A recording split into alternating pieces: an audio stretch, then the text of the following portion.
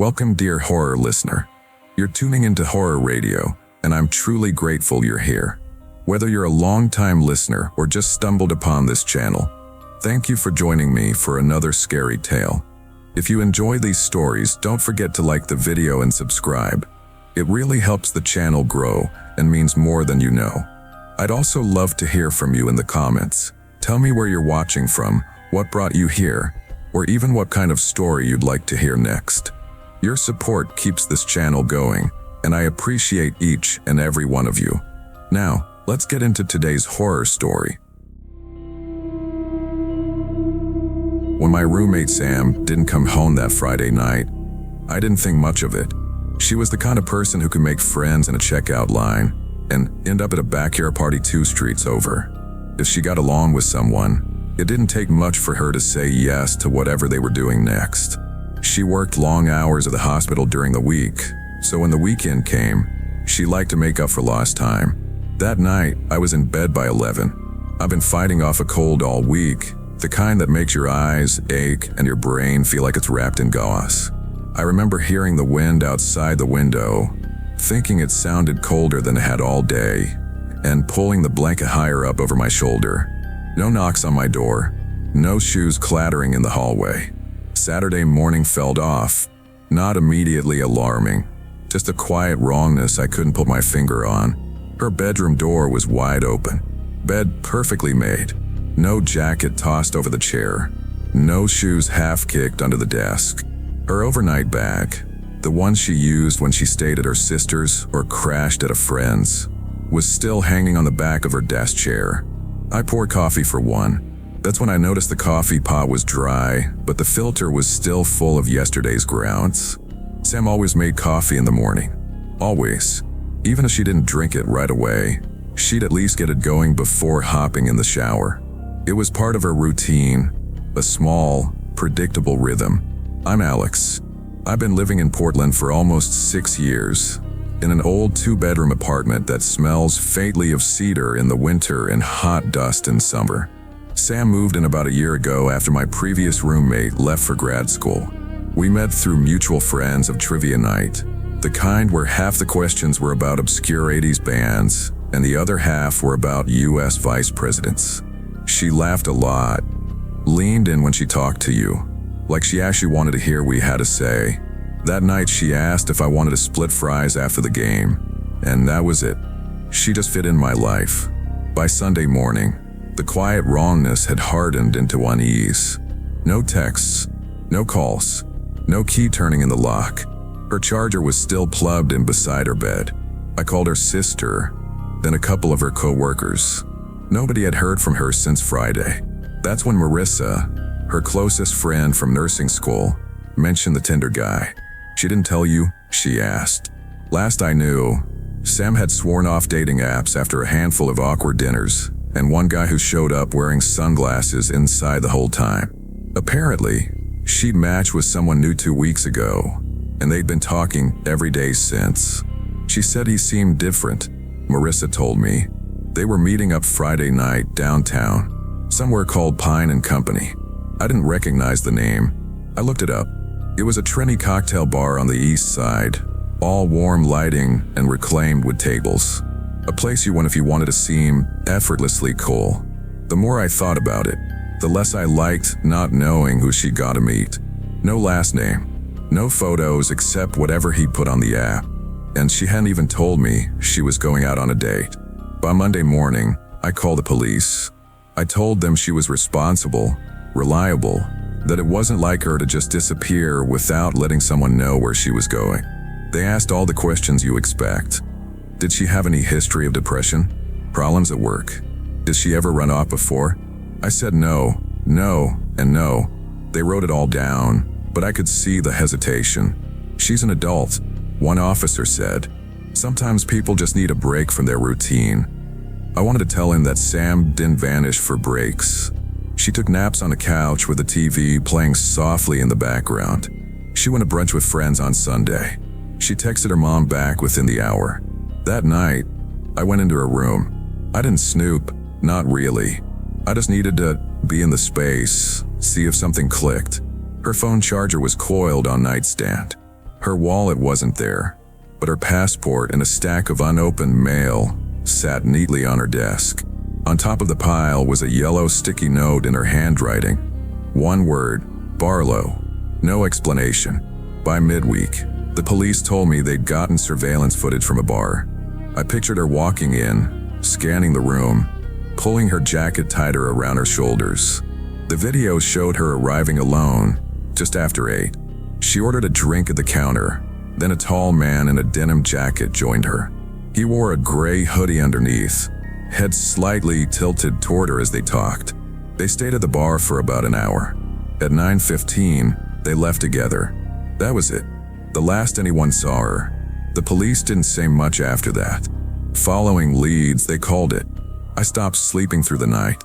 Every time I closed my eyes, I saw her walking out that door, swallowed up by the dark street.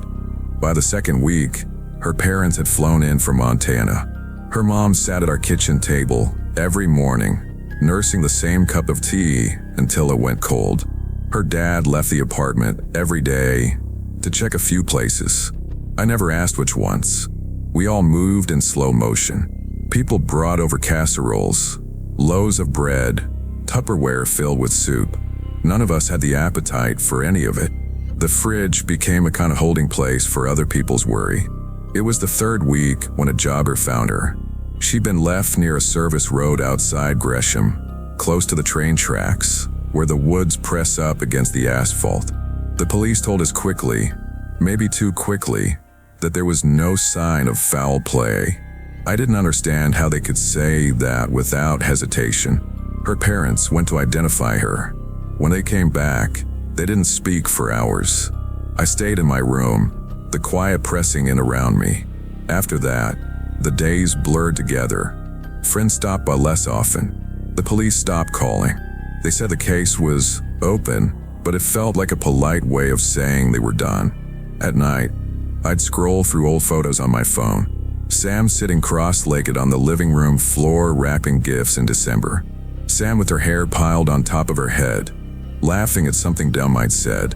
Sam hiking ahead of me on a trail, stopping to point out a hawk circling overhead. The last thing she ever did was meet someone from an app. That's the fact I can't shake. We like to think we can read people, that a handful of texts, a profile picture, and some small talk is enough to tell us who's safe. But sometimes you don't get a second chance to be wrong. I still think about the sticky note. Barlow. I looked it up dozens of times. Street names, bars, last names, even old businesses that had shut down years ago. Nothing tied back to her. Maybe it was just a reminder for something ordinary, something that had nothing to do with that night. But it doesn't feel ordinary now. I've deleted the dating apps from my phone. I don't even have the energy to pretend I'd meet someone that way again. And I can't stop wondering, if she had sent me his picture, or dropped a pin, or even just told me his first name, would it have made a difference? Or would we still be here, sitting in this same apartment, with the same empty chair, the kitchen table? Sometimes when I pass by Pine and Company, I slow down. I picture her sitting at the bar, scanning the crowd. I think about how small choices stack up, how a simple "sure, I'll meet you there" can end everything. And then I keep walking, because I can't stand there forever.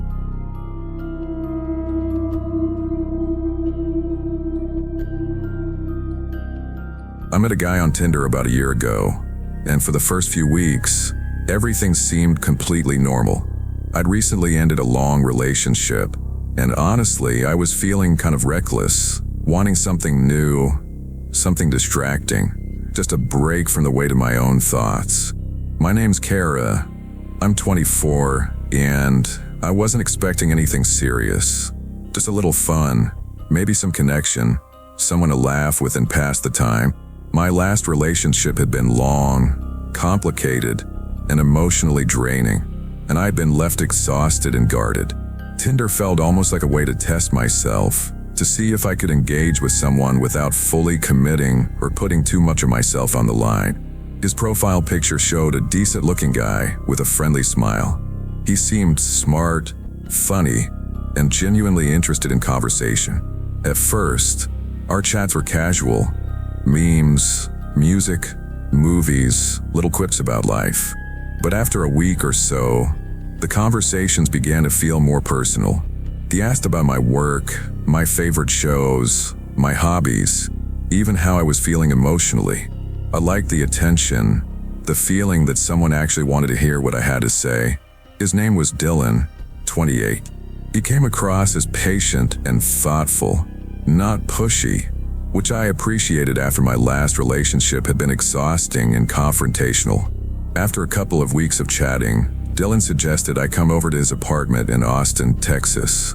I hesitated, nervous about meeting someone I only knew through an app. I'd heard all the stories about people luring others into dangerous situations, and the warning bells in my head started ringing.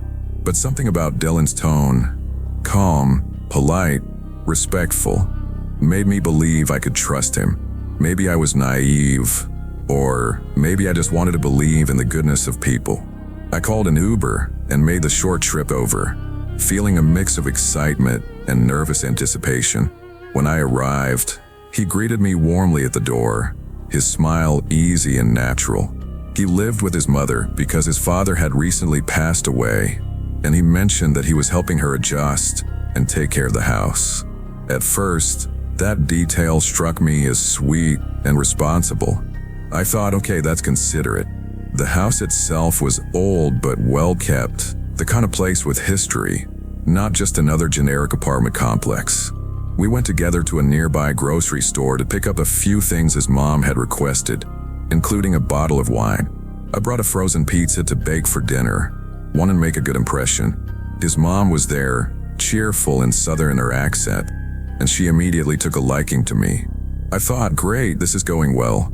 It was one of those moments where you tell yourself, see, people can be kind. This is normal. I'm not overthinking. I genuinely relaxed a little, letting the sense of calm wash over me. Back at the apartment, everything looked immaculate but oddly staged. Antique furniture, a vintage jukebox in the living room, and unusual touches like bathroom sink taps mounted in the mirrors. It was eccentric, but not necessarily off-putting. Dylan was charming, showing me around, laughing at my jokes, making sure I was comfortable.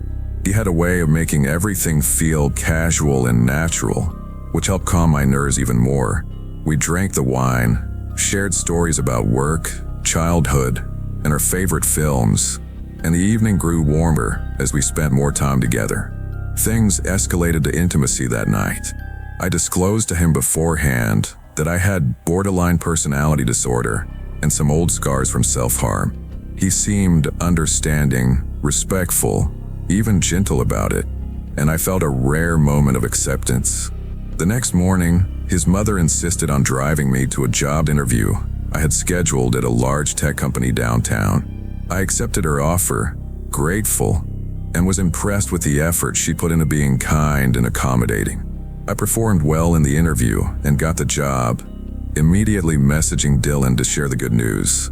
I expected a warm response, maybe even congratulations, but instead, the next day, I woke up to dozens of texts and over 20 messages across Facebook. They started innocuously enough. Hey, how's it going? Good morning. Did you sleep well? But soon, the tone shifted in a way that made my stomach drop. Scrolling through quickly, I froze at one message. Those scars on your arm. I can't believe you'd let someone like that into your life. Pathetic. You need serious help. Might as well keep doing it since that seems to be your only friend. My chest tightened, my hand started to shake, and I couldn't breathe for a second.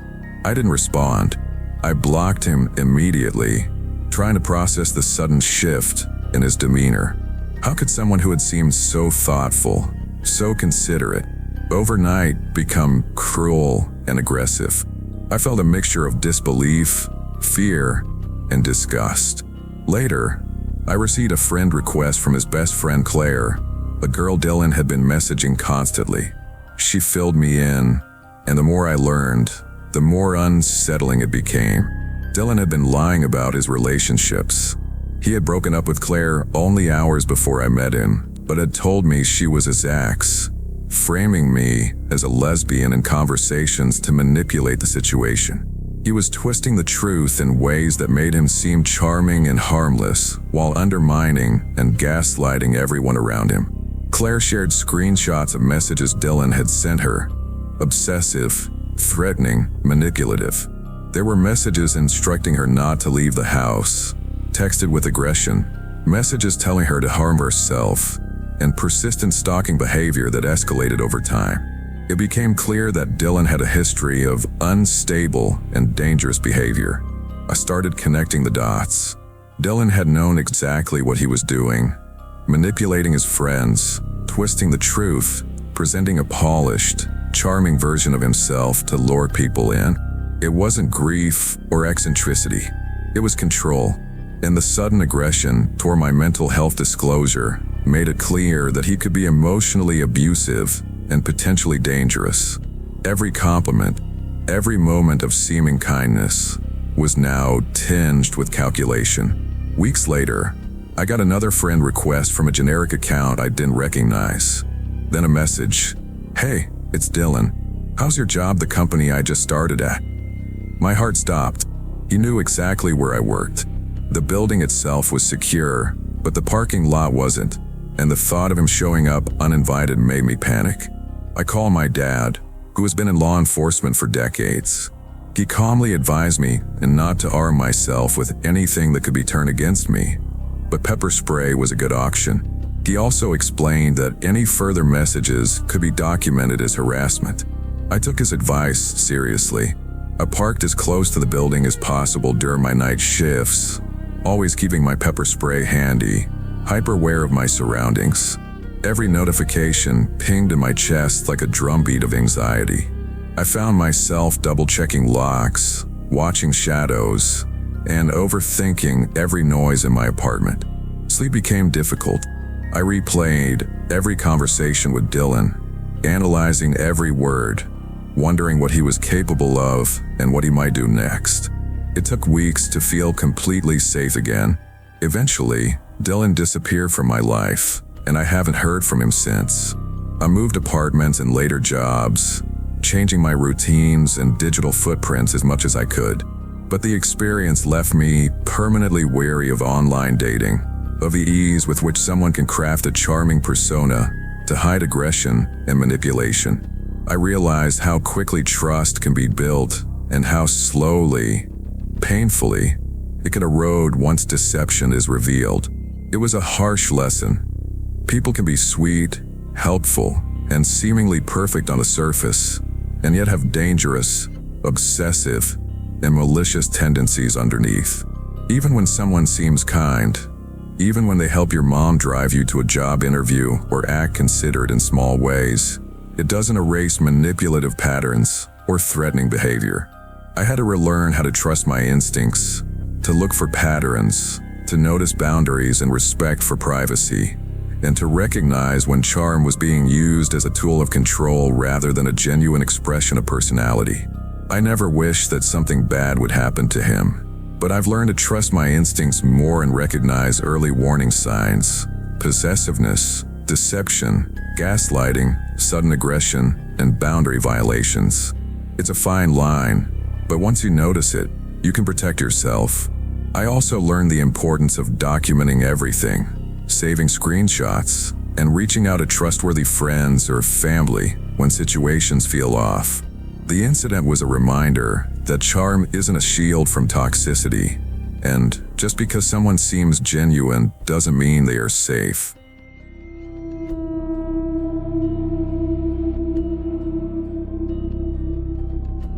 After a particularly rough breakup, I decided to try online dating again.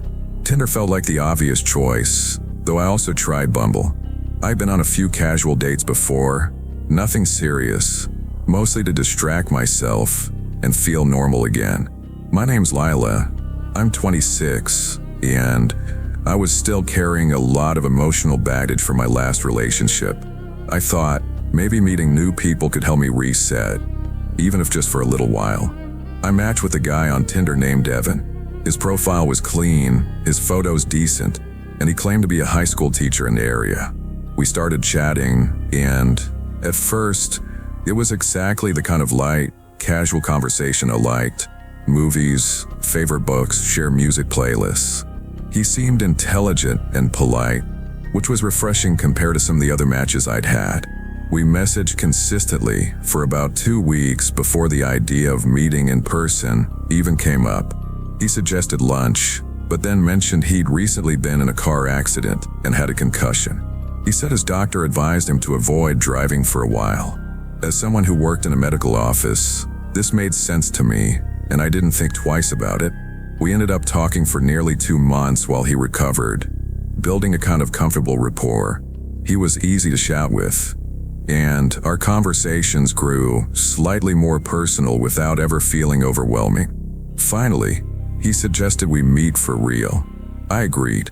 He picked a casual cafe downtown in Sacramento, California, for lunch.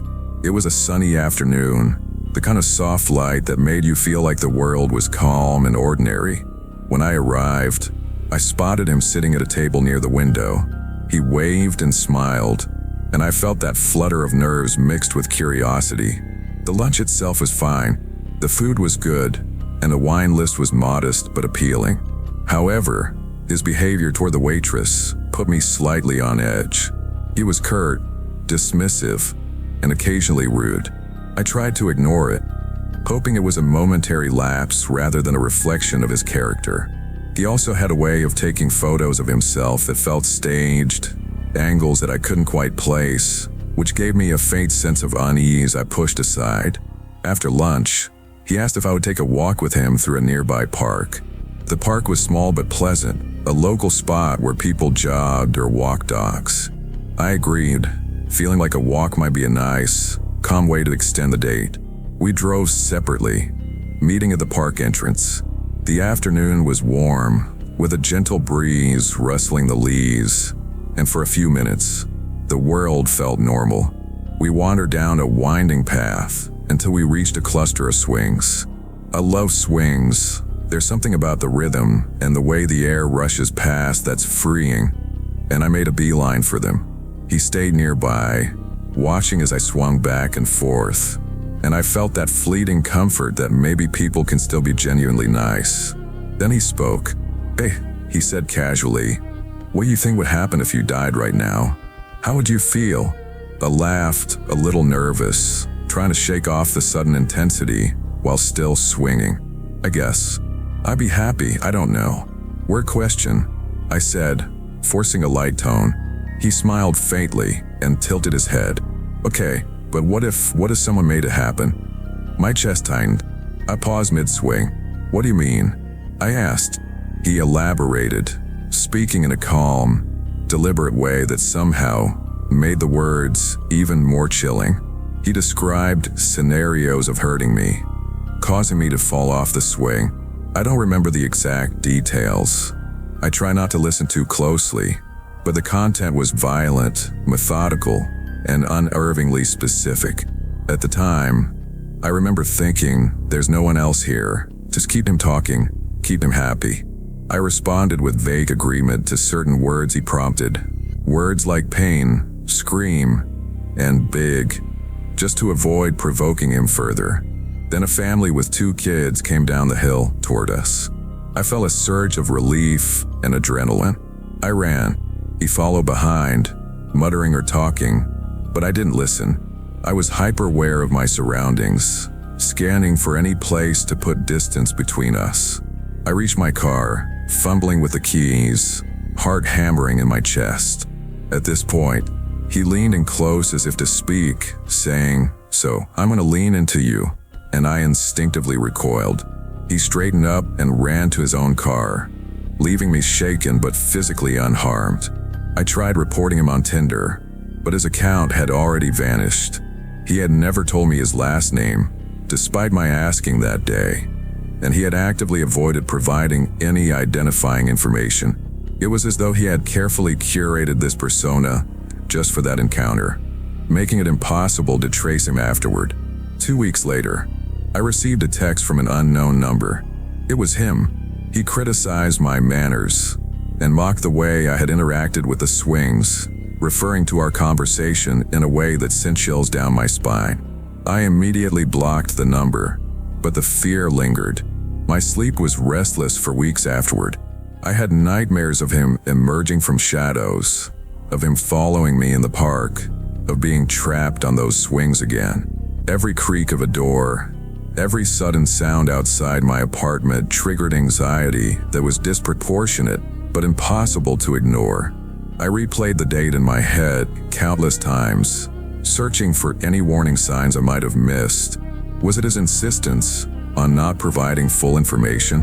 The staged angles in his photos? His rudeness to the waitress? His calmness when discussing violent hypotheticals?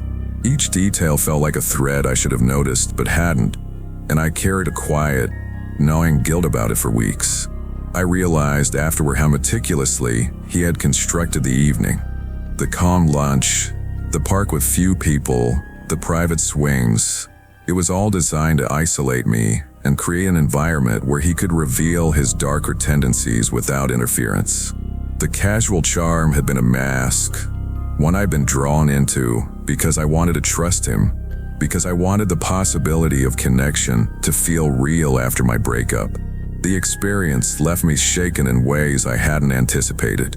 I became hyper-vigilant in public spaces, particularly around parks, open fields, where areas where someone could approach unnoticed.